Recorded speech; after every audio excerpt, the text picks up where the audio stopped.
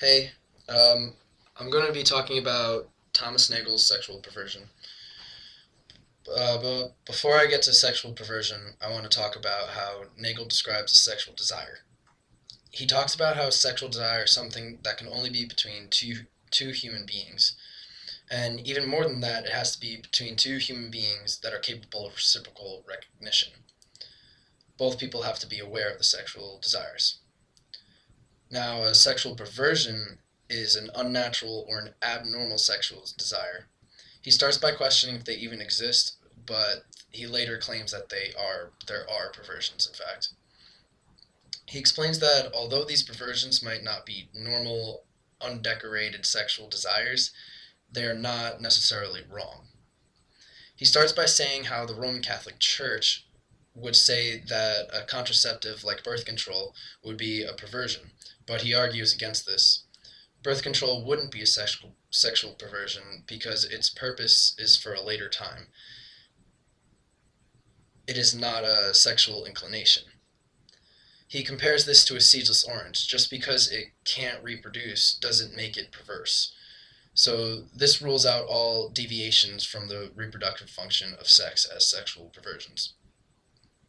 To further understand sexual perversion, though, you must further understand sexual desire and the depth of the reciprocal recognition. Nagel gives the example of Romeo looking in the mirror at a bar and seeing a girl, Juliet. Romeo notices Juliet and then senses her and becomes aroused by her. Then he senses Juliet becoming aroused by him, and finally he senses her sensing him of the arousal. So the three steps in creating a sexual desire is 1. Sensing the other, 2. Sensing of the other sensing, and 3. Sensing of the other sensing you.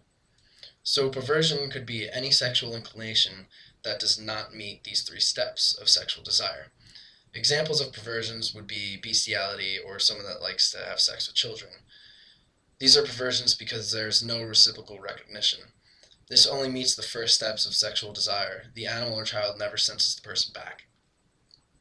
He then talks about sadism and masochism, which are basically sex acts that involve pain either to themselves or their partners. These would be considered sexual perversions because they are stuck at the second step for sexual desire. They can sense their partner, and their partner can sense them, but they won't be able to sense the other person sensing them because that isn't what they're interested in. There are cases, however, where something might be seen as a sexual perversion because it doesn't fit this criteria, but that doesn't always make it immoral or wrong, like a strange fetish that doesn't involve harming people or animals.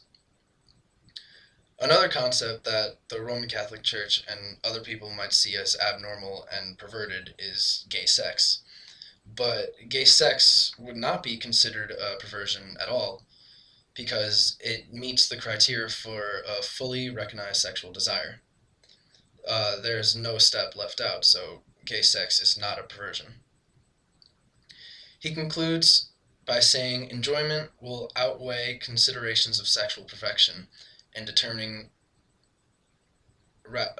rational preference. Even though sexual perversions could be weird, he concludes that it could make sex more enjoyable.